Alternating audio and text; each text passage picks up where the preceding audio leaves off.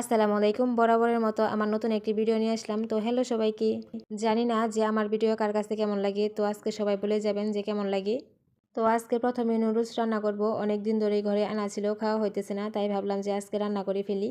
আর রান্না করার সময় মাথায় এলো যে রান্না করলেও তো আমরা কেউ খাই না, আজকে একটু ভিন্ন রকমভাবে রান্না করব। চুলার মধ্যে নুডলসটা বসিয়ে দিয়ে আমি এদিকে পেঁয়াজ রসুন ভালো করে চুলিয়ে কেটে নিতেছি। এইদিকে আমার নুডলসটা সিদ্ধ হয়ে গেছে, এগুলো এখন নামিয়ে নিছি।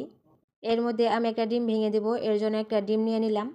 আমরা এমন একটা মানুষ যে ডিম আর নুডলস যে কবে আনা হয়েছিল আমরা এখনও পর্যন্ত খাওয়া শেষ করতে পারি নাই।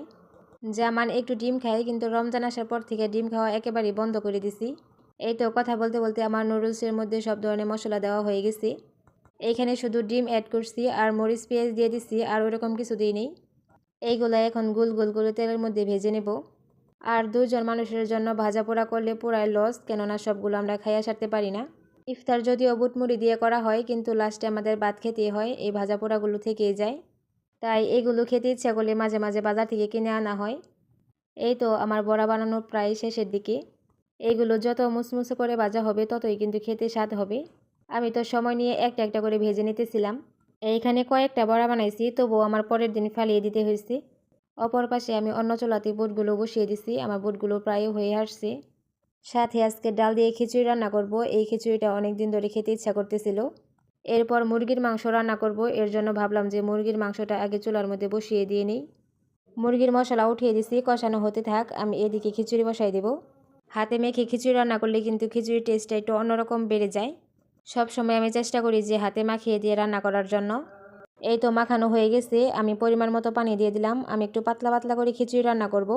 এইদিকে আমার মুরগির মশলার কষানো হয়ে গেছে, এখন মাংসগুলো দিয়ে দিব।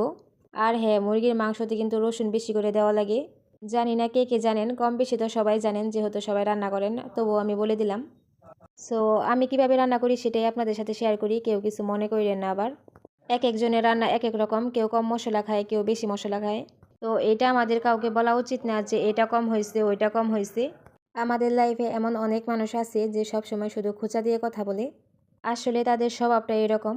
কি করবে তারা, তাদের তো আর কোনো দোষ নাই। ব্যবহারটা হচ্ছে পারিবারিক শিক্ষা, যেটা সবারই থাকে না আর সবাই দিতেও পারে না।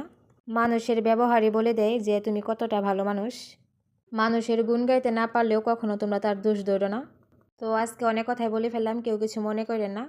মাংস রান্না তো প্রায় শেষের দিকে, আর আমি কিছু পরিমাণ মাংস উঠিয়ে রাখছিলাম, ওইগুলোতে এখন খিচুড়ির মধ্যে দিয়ে দিলাম।